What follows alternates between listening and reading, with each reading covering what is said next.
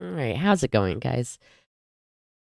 So today we are going to be doing a video on the channel My Merry Messy Life, and I'm not at all upset about this. I've had a couple people suggest this as a good reaction video, and I was on board right away. So this video is called, Is It Better to Be a Kid in Germany versus the USA? And so you're going to watch that right now. More welcoming to families and children than the USA is.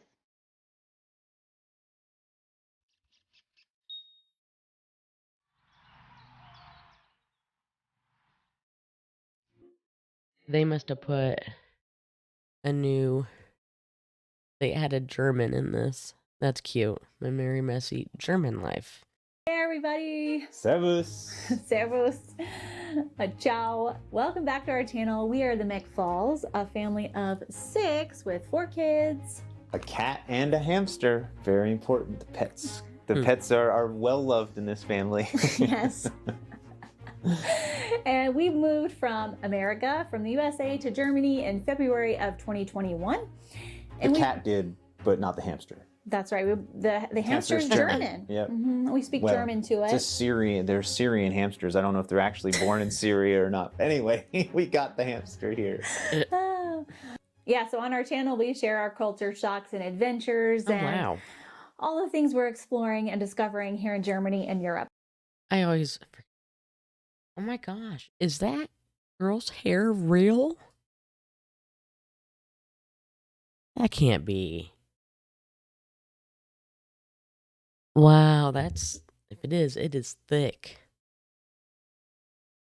Adventures and all the things we're exploring and discovering here in Germany and Europe. So, like we said at the beginning of the video, we're going to talk about why we think Germany is really welcoming to families and children. We get many comments from Germans saying, gosh, we didn't realize how good we have it here until we were watching your videos.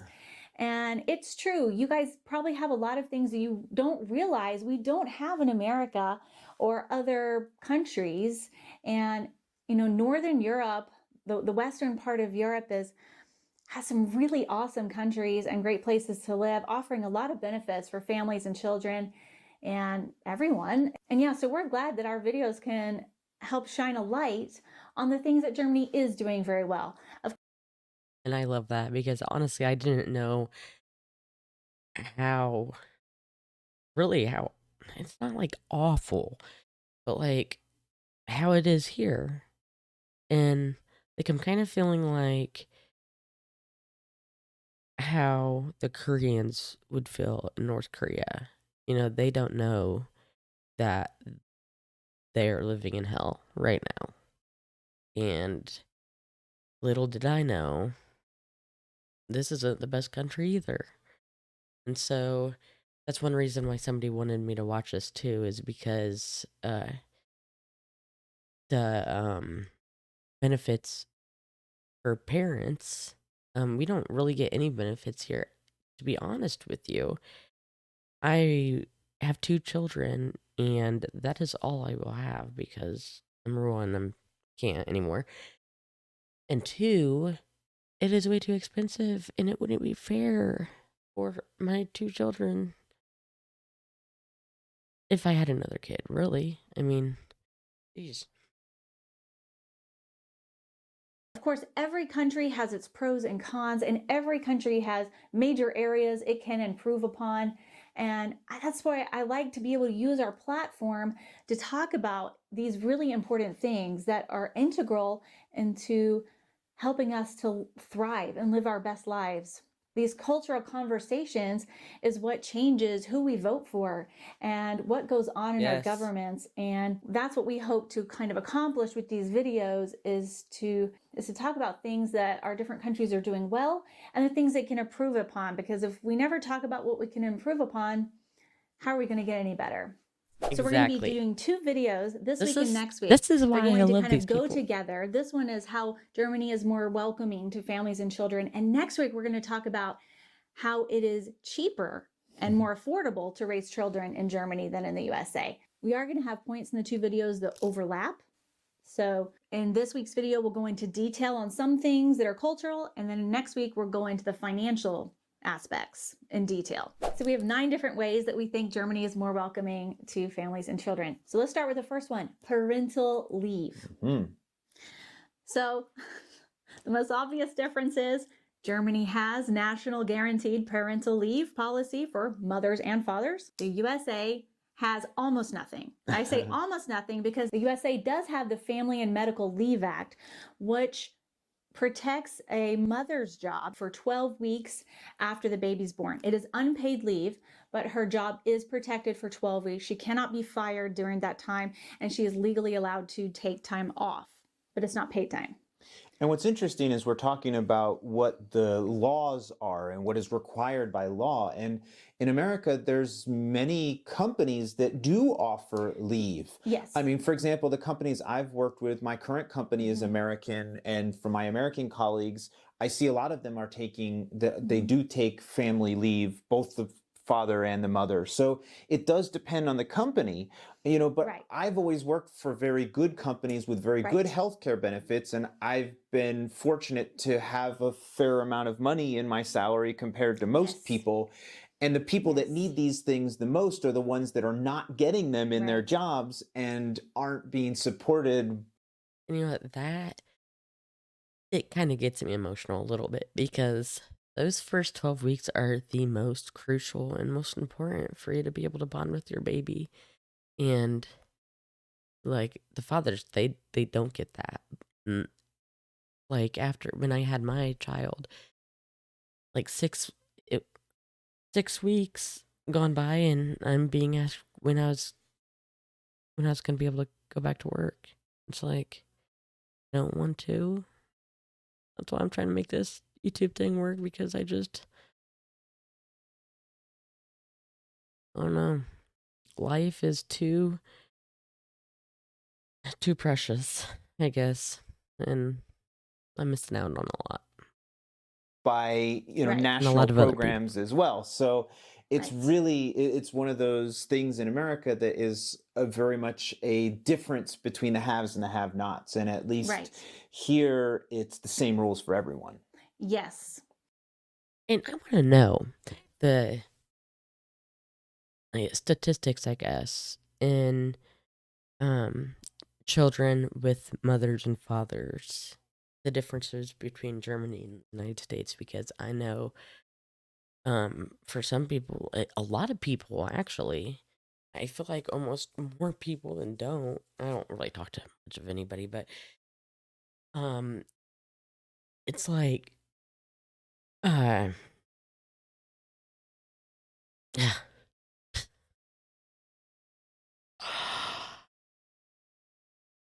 I lost track, but I have come back.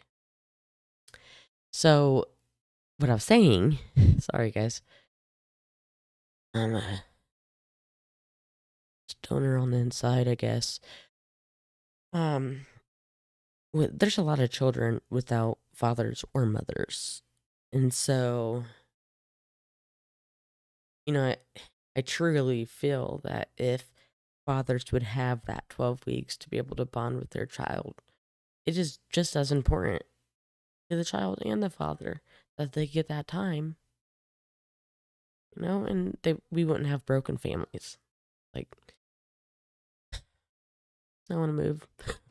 Is more equitable, it's more fair here. Yeah, so for the privileged people like us, I mean, let's call it what it is. We're white, we're privileged in America and everywhere in Europe. And so, yeah, we got all the benefits and we had nice lives. We had great health insurance. We had good paternal leave, all of that. Now, for me personally, growing up in a country where there isn't a national policy for especially mothers to get paid maternal leave, I grew up with the idea that once you become an adult, once you get married and have children, you just become a mom. That's what I'd seen so many women in my circles do. And of course, we did come from what's called the Bible Belt of America, where everything's more culturally conservative. The woman, the mom does stay home more in that part of the country than in other parts of the country. So it does vary around the country. But I really had this idea set in my mind that this is what you do when you become a mom. You quit your job, you quit your career, and you stay home. And part of that is due to the fact that mothers simply just have to, because it becomes so incredibly expensive to pay for childcare, which is our next point. And they don't get much paid time off. So many mothers, my sister is even one of them, end up quitting work because the time off that you get from your job is only 6 to 12 weeks for most women, which is an absolute joke of a time, because every woman who's ever had a baby knows you need at least 4 months with that baby. 12 weeks is not enough. It's really a slap in the face. And you don't want to leave your baby. I mean, that's this tiny little thing, and you know how vulnerable the baby is. You don't want to leave it in childcare. And yeah, so just culturally having a national paid paternal leave, and not just for mothers, but for fathers also. Yeah, It sets this cultural standard that, hey, being pregnant and having a baby and bringing a child into this world is sacred. And it's something that the mother and the father both get the privilege to do, because it's so important also for the fathers to get paternal leave. I feel very strongly about that, because they need to know that their role is important, that yes, we grow the babies, we can feed the babies as women, but without Kevin, I would have gone crazy. I mean, I absolutely needed his help, and the baby needs the emotional support of their father.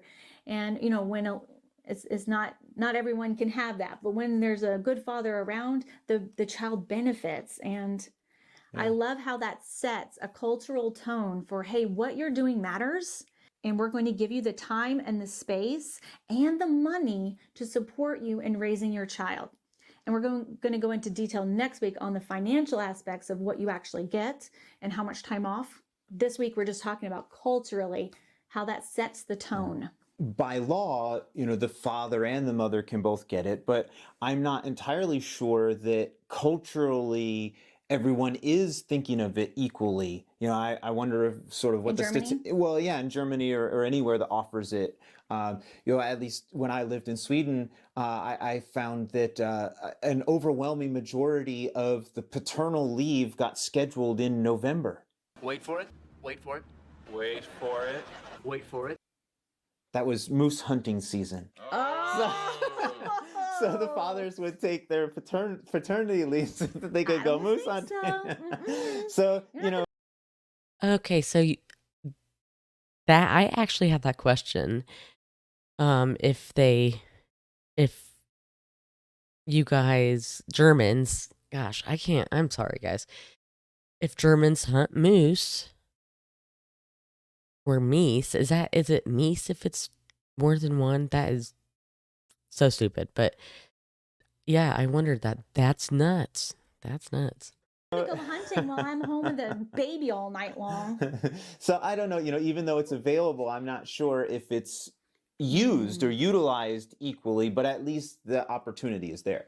Yeah, let us know in the comments below, Germans, especially you who are dads. Did you take your paternal leave, or did you go moose hunting? No, you didn't go moose hunting in Germany. Did you go what? Fox hunting? What can they go hunting for here? I'm not sure. And another whole part that we can maybe get into it in another video is how having paternal leave reduces infant and maternal mortality rates by a lot. Norway was one of the first countries that had offered this in the 70s, and they did a study back then on how infant and maternal mortality rates dropped when a national guaranteed paid maternal leave was offered. In an article from Reuters, it says, paid leave is connected to a range of health benefits for mothers and babies, including reduced rates of postpartum depression, more breastfeeding, and increased follow-through with routine infant checkups and immunizations, previous research has shown. Fathers, too, stand to gain, with some research suggesting they develop stronger bonds with their children when they're paid to stay home. Absolutely. So it has great benefits that ripple out to all of society, because when the family can start on the right foot, when the family can be together, when the mother especially has the support she needs and knows my job is not in danger, I can go back to my career, I can still be who I am. And USAA is made for the safe pilots, like Sergeant Hayden, who won't return a call until the engine's cool. With USAA Safe Why Pilot, does when you that drive happen? safe, you can save up to 30% on your auto insurance. USAA, what you're made of, we're made for. Get a quote today. Well,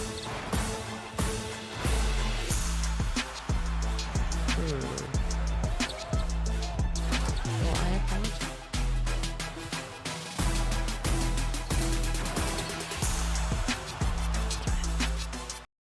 And add a child into my life. I don't have to quit everything I love and everything I know to raise my child. Children are a beautiful addition to the family instead of sort of an inconvenience, which you can feel like that. I did as a mother. I'm not saying all mothers in the US do, but I did because I like to work and I wanted a career. So then children sort of feel like an inconvenience instead of this beautiful addition that they should feel like. And so the ripple effects out into society are great when the family can start off on the right foot and start. Gosh, that really hits home to me. Because I wish I had that for both of my children. I mean, right now I'm having it with Anthony, and that's awesome, but definitely, this is crazy. I'm sorry, guys. Start off healthy and strong, then you're setting up your entire society for success, because so much of what happens that goes wrong in society, it starts in childhood, and it starts in early childhood, but childhood neglect and abuse and all of that. And if we can reduce all of that, you are benefiting everyone, including the rich. Everyone benefits. So I feel very strongly about paternal leave. And I think it's such a big shame that the US doesn't offer it. Yeah. Okay, so our second point is that childcare is a right protected by German law.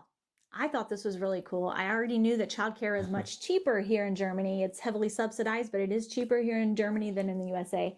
But it is a right protected by law. We all know it can be hard to Weird, get a spot in a kita or a kindergarten. We luckily got one easily for Ella when we came, but it can be tricky to find one. In big cities, In big cities especially, or in yeah. a small towns. And so it's difficult to find one in times. But then Germany passed a law, the Kinderförderungsgesetz, which required by law that there is a place for childcare. And apparently in that law, if your child is past the age of 1 and you can't find a spot, so you can actually sue the government for loss of wages because you don't have a spot in the kindergarten or in the kita for your child. So that's really, it's guaranteed. I wonder how many people actually use that and how successful they are at getting lost wages, but it's there and it's something that you can make use of. The article I found, at least 3 mothers were paid back for their loss in wages in 2013. So some parents have taken the government to task for that. So this is very culturally significant, and I thought this article stated it the best. So I want to read you a quote from this article I found, and links to all of the articles and research for this video will be in the description box below. This law may seem crazy to Americans, but it follows as a natural development from Germany's long history of offering governmental support for families, and its more recent history of encouraging mothers' paid employment. By contrast, the American system, which considers families a private matter, looks crazy in its own right when compared to much of the globe. The U.S. has some of the most overworked parents, the lowest public commitment to caregiving, and the highest rates of maternal and child poverty of any Western industrialized country. So I kind of think that quote sums it up. Yeah, pretty much. Don't really need to add any more to that. And one thing for Americans to know is this childcare system is decentralized. It doesn't come from the German federal office. It varies by region and by Bundesländer, which are the states. So it is a decentralized system, and they can work within, the confines of their own region and serve the needs of the people in their own communities, which is really great. Then another really significant thing that Germany does for families with children is the Kindergeld, very famous, that, for every child that you have, they know that it's very expensive to raise children. So you get money every month. It's over 200 euros per child, and to help pay for, whatever the needs of the children are. And so food, and food. Yeah, food, especially once they get over the age of 10 or 11, yeah. School supplies. Yeah. Lots of school supplies. And so... shoes. Yeah, and so... Like, for real. I don't know why this is making me so emotional right now. I think it has a lot to do with like I struggled so bad. And then with daycare's over $100 a week. And so like uh school supplies and lunches and book rental. In America, if you say, "Oh, we're going to give money to kids," to families that have kids, oh, well, that's just going to have people are just going to go out and have children to get the money. Yes, that's the And belief. it's like, or they'll use it to buy drugs and alcohol. Which I guess some people probably do that in Germany too, Yeah, but maybe. it's important. And kindergarten. Now that's probably why people around here do. I mean, it's stressful. It is stressful. There's so many grandparents these days raising children because I don't know why, but it's stressful. Is also given no matter your financial situation or income. It is the same across the board for everyone. Yeah, sure. So our fourth point is that you get a lot of reduction in prices when you have children, both in health insurance and at amusement parks, museums, schwimmbads, the pools, the community pools, adventure parks, the Kletterwalds, which are like the climbing. Yeah. I mean, just everything has pretty much a family ticket or a great reduction in children's prices. Sometimes even children are free. They are often the youngest ones, like going to ski resort, they're free. I don't know. I've never really been out to Colorado. I never really skied in America with kids, so I don't know if they're free out there. But under 6, they're free here. Deutsche Bahn also.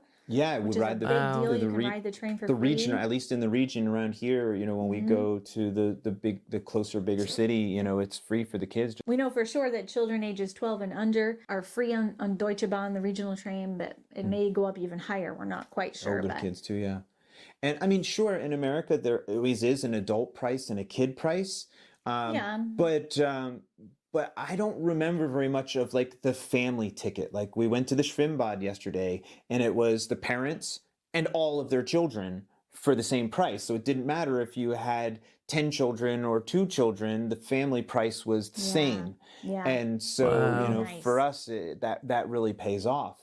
Going to the dentist, all the dental work is included for the kids. And even the eye doctor, what is it? I think you get the lenses are free. And you have to buy the frames. And so, if you have frames and you need new lenses, then they'll switch, they'll pay for another better prescription of lenses. What is that? That is awesome. What is that? Wow. Frames and you need new lenses, then they'll switch, they'll pay for another better prescription of lenses and you put them in your frames that you have. And so they make it very affordable for people that might not have the money to be able to support their children with healthcare and all these other fun things that you can go do. It's just really easy to go and do things as a family. And so in that sense, you feel more welcomed as a family instead of like, oh, we can't participate in this because it's just way too expensive. Yeah. And lower income families in America don't get to participate in as many fun things. And I would say for them, doing fun things together as a family is even more important than for families like us, middle class and above, because they have more stress and more trauma and more difficulties, and they need that fun time more than anyone else does. I also noticed that prices across the board to get into museums, to get into all these different attractions for families and children, the prices are just cheaper. Much more reasonable here. Yeah, they're reasonable instead of like, oh my God, you're trying to price gouge all of us. You're trying to make as much money off of us as you possibly can, instead of, wow, this is a fair price. And we notice prices are just more fair here. So our fifth point is that cities, towns, and even tiny villages are often walkable, bikeable places. Well, this is very welcoming to children because they can't drive yet. So they are able to be independent and to get around on their own. We've sent our boys to the grocery store when they need, a pen for school or paper, or they want to use their own money to buy candy or a snack or something, and they can just run down to the store themselves and get it. And in the US, that was unthinkable. They would die on the way there because the only way to get to the grocery store was on a highway. And it's not like that for absolutely everyone, but there was no way our children could take themselves to the local supermarket. And our kids can even, like, you know, we've mentioned in so many videos how we can walk to so many places in our town. In our Dorf, it's a tiny village, but we have an eye doctor. The kids have stopped by there on the way home from school and their glasses are all wonky, and she fixes them. And she tells us specifically, tell make your sure children. you send them by when he comes back from school tomorrow. Send him by so I can adjust his glasses. And she even says, like, I see Griffin going home on his bicycle, and I saw his glasses were sliding down his nose. He needs to come in and get his glasses adjusted. And it's just great because I don't feel like we're raising our children all by ourselves. Which is the next point. There's such a strong sense of community here, which used to be the case in the USA, and it's just not anymore. And I think they're really missing out on that. And many Americans complain and wish that that community aspect would come back. When you know the community is also looking out for your children, you don't feel like you're doing it all alone, and you feel like your children are safer. You know, I know our neighbors out here, you can even see them looking out their windows. You know, when children are walking home from school or playing in the road, they'll come and look out their windows. They'll come and stand at the doors. And as an American, at first you can be like, culturally, it's kind of it is a culture shock, because you're like, why are you bothering, stalking my child? Yes. You're like all up in my business, like, get out of my business, you know. But once you understand that, hey, this lady, this nice sweet Oma is also helping me watch the kids and help keep. I've had a lot of people ask me, like, why Germany? Why would I want to move to Germany? Which I definitely have my reasons why. And then it's just like that right there just sums it all up. Like, that is the life that I know I need. I struggle with depression and stuff, and like, it just, I don't know, it sounds so much different. It's like I just imagined having a good life, and I can see what kind of life I want, and they're just painting my picture. It's like, that's crazy. It's Keep them safe from cars. Why should I be upset about this? This makes my job easier. I don't have to be constantly watching out for them. I can let even Ella, who's only 5, ride her bicycle down the street without me, because I know that there's neighbors along the way who know us and are keeping an eye out for her. It feels so good to know that. In fact, one time, one of our children got in a bad bicycle accident on the sidewalk, and a very nice German lady stopped and tried to help him.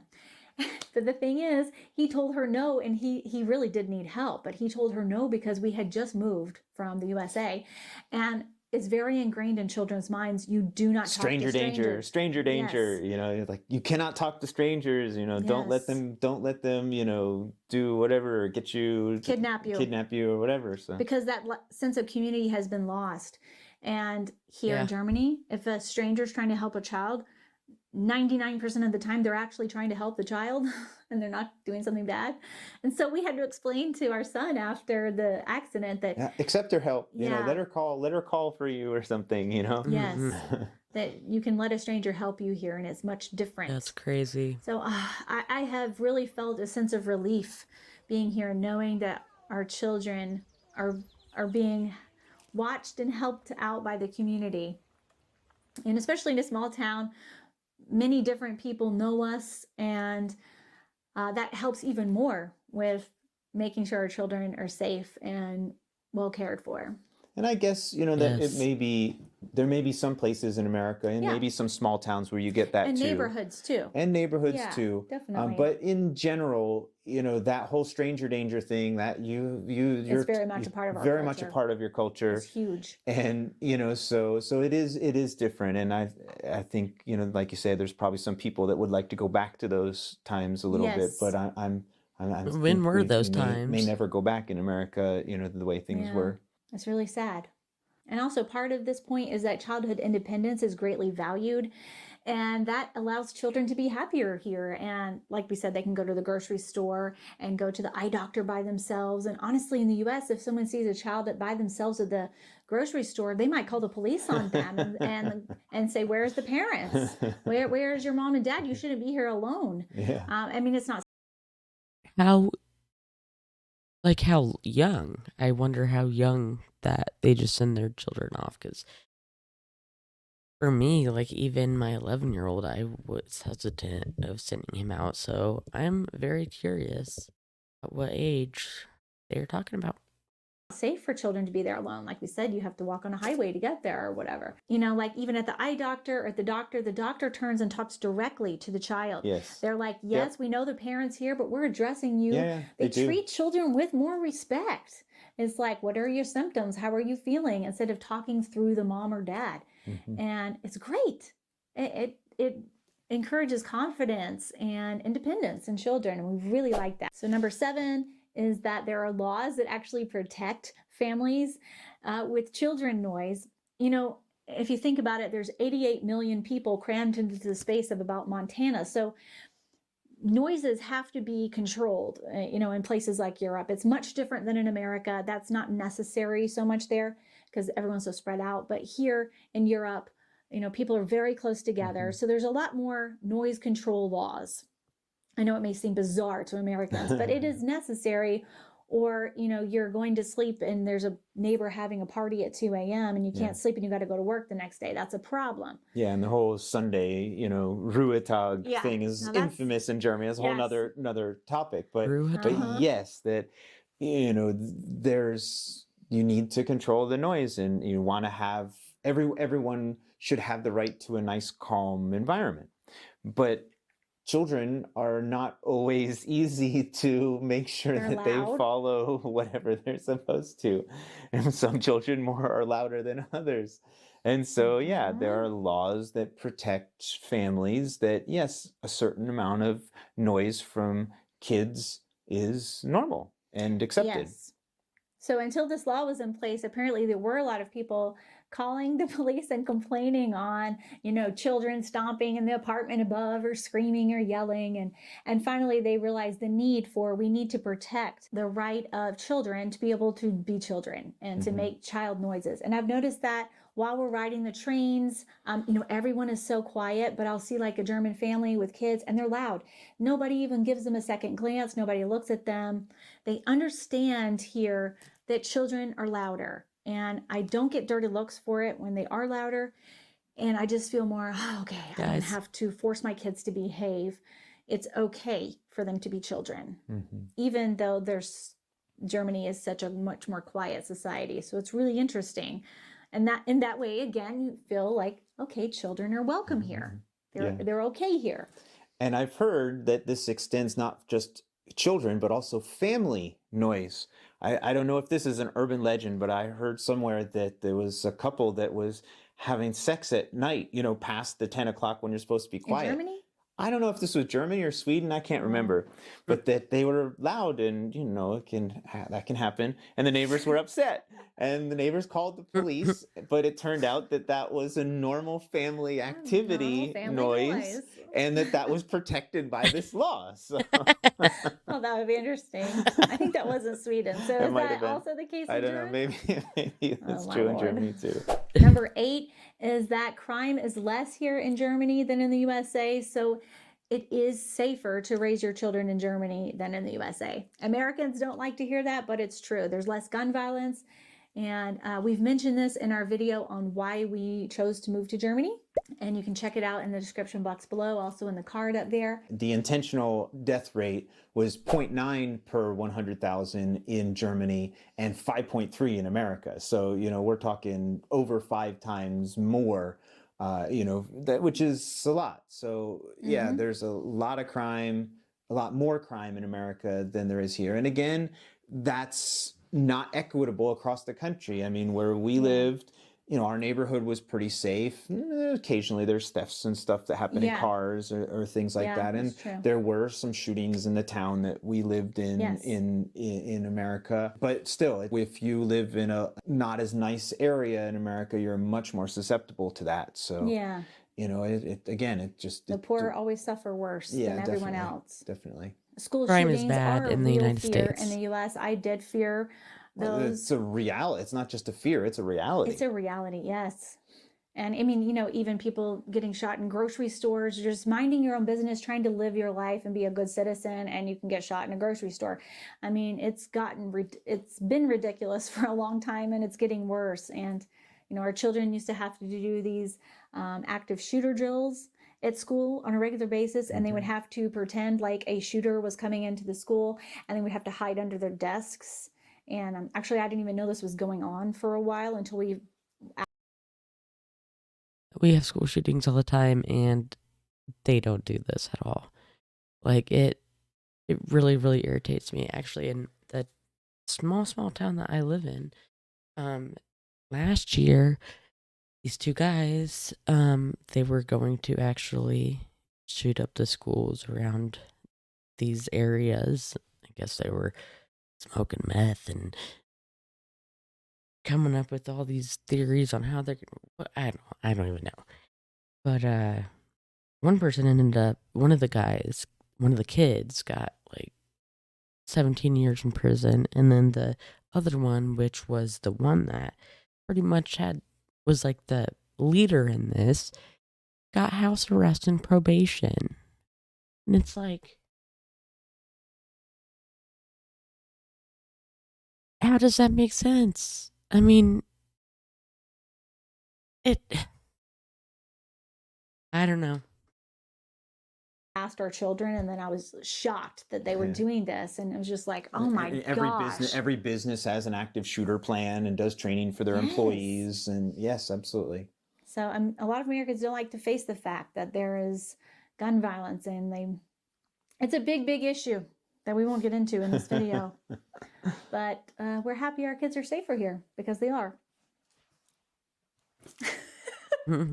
So number 9 kind of ties back with our point number 7, just that culturally the childhood development is understood more. They value more childhood independence and speaking directly to the children. Yeah, like one thing I've noticed is that when children are having tantrums in the US compared to Germany, like when our children would have tantrums in the grocery store or wherever. One time Ella had this giant tantrum in a movie theater. She was so tired and just completely lost it, and you will get all kinds of dirty looks, especially from the older generation, because they have that very strong belief that you should be able to control your child, and as if we have any control to begin with, and you should make your child behave. Why isn't your child behaving? And just a complete lack of understanding of why children have tantrums to begin with, young children, and not understanding that some kids are autistic, and some kids have sensory processing disorders and get totally overwhelmed by the sensory input. And I've gotten many dirty looks from people in grocery stores, and you just feel shame as a parent. Oh no, my child is crying. And so as a parent, you're freaking out because your child is freaking out, and now you can't even calm your child down, and people are staring at you and looking at you, and you're like, oh God. And so then we come to Germany, and I remember our trip to Königssee, which we have a video on that. If you haven't been to Königssee, you should. It's amazing. But there was this like 2 or 3-year-old girl, completely lost it. And all of our children were tired too. So I felt it. I was like, I understand why that child's crying. Our children are tired too. And she was screaming her head off. The dad just picked her up. He calmly carried her over to a rock, and they just sat there on that rock. And he didn't do anything. He just sat there so calmly, and she screamed and screamed and screamed and screamed for, I don't know, it probably went on for at least 10 minutes. And I was just watching like, what is he gonna do? Because in America, you would see the parent like quickly grab them and take them out of the store, or you'd see them get a spanking, or you'd see them yelling at their kid. Now, some parents were also calm, but honestly, it was not normal for me to see a parent being calm during a tantrum. It wasn't the norm. It is like anytime that I get anxiety, I absolutely even hate going to grocery stores like anymore. I'm a hermit, and I stay home because I just don't like people. But yeah, it's really, really, really stressful.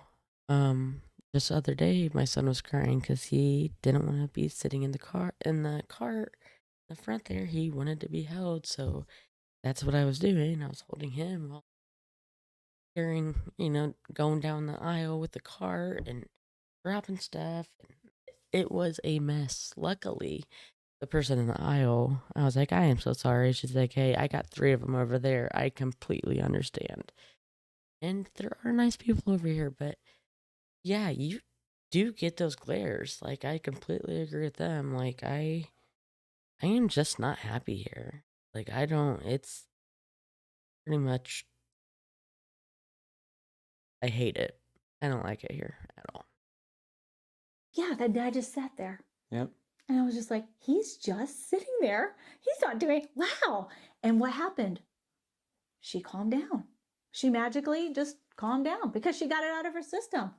What do you know? The next minute he's picking her up. She's happily skipping along and they continue on to the next thing. And I was like, wow. I watched that. I thought it was beautiful. I was just like, he understands the brain development of a toddler. They don't have the brain development to be able to reason and have logic and understanding of their environment. And they get total sensory overload. And when they're tired and hungry, nothing can happen. It's a disaster. Yeah.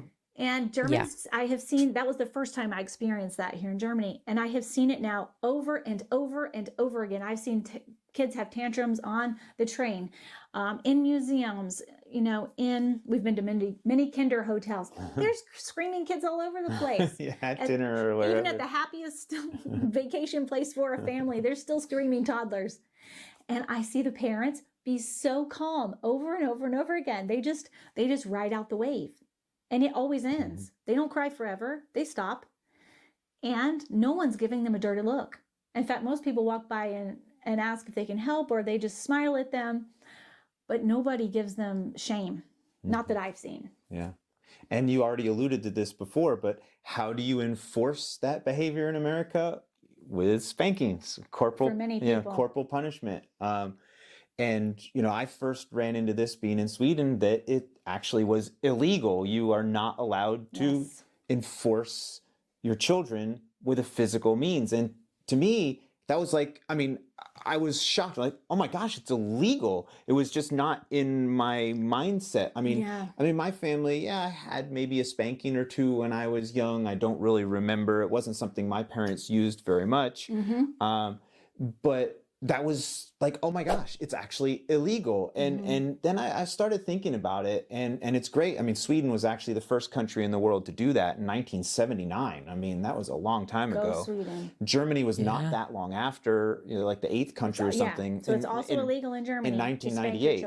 You cannot spank your children to, you know, to get them to behave. And, you know, the more I thought about it, and then of course I became a parent after I was in Sweden for the first time, and I really realized that spanking your child makes the parent feel better. Yes. You know, you get that immediate satisfaction that you've done something about it. And because the child is in such shock, they do stop whatever they're doing, and they're scared. You know, but the whole point of parenting is not to make them stop in that moment, but to teach them how to cope and how to do better.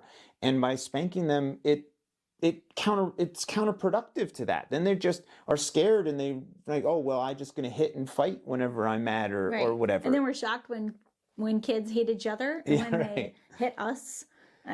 Why? You hit them. You taught them to hit to begin with. Like, I'm going to give you a whooping, son. You know, I mean, you hear that. They literally talk like that. You hear that all the time. And that's the solution. If you misbehave, you're going to get a whooping. You're going to get the belt, or you're going to get whatever, you know. Because there's a complete ignorance on childhood development and what it emotionally does to that child.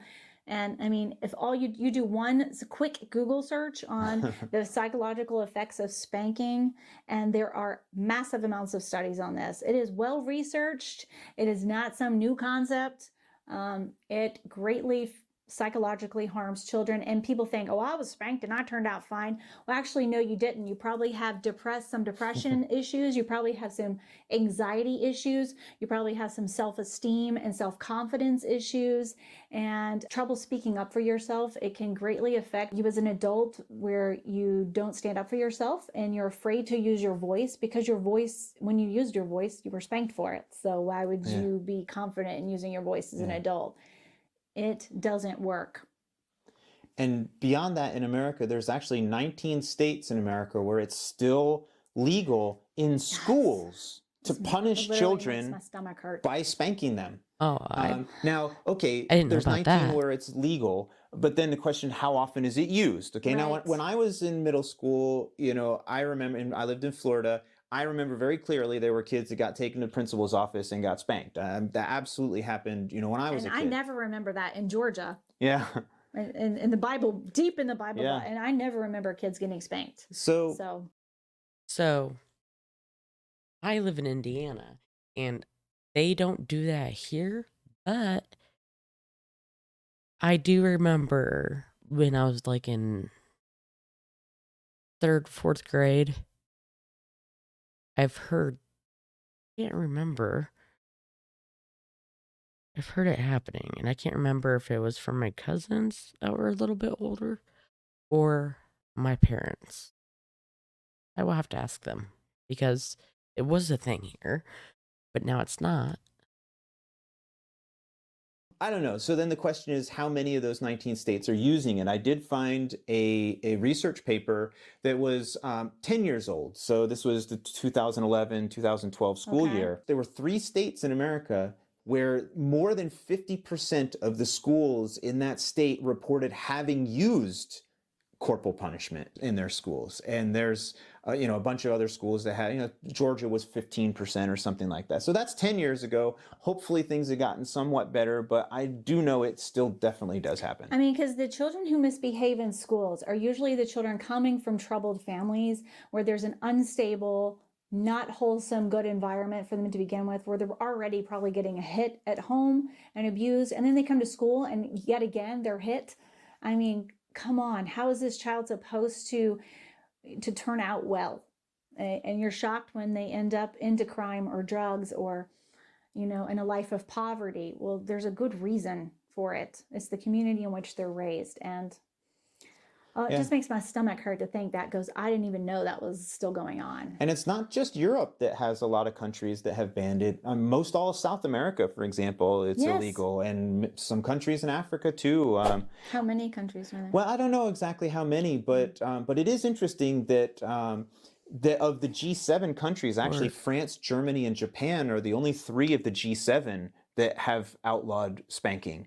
So those are many of the wealthiest countries in the world still haven't gotten on board. And I think it even said that like 90% of the children in the world still are in places where it's legal to spank. There's a lot of countries that are trying to move in the better direction. All right, so we got a little deep into opinions and politics here.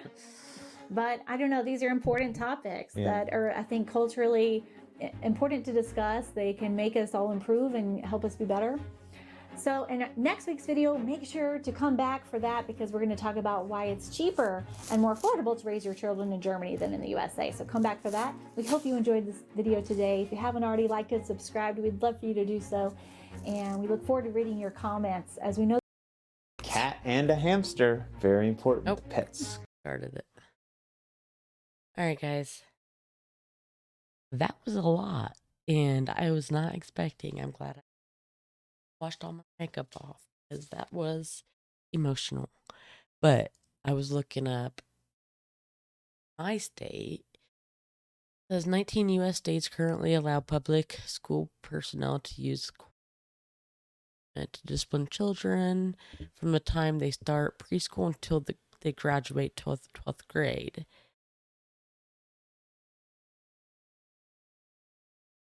These states are Alabama, Arkansas, Arizona, Colorado, Florida, Georgia, Idaho,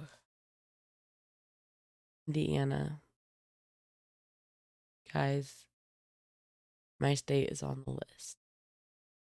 And my kids never came home and said that he's been hit.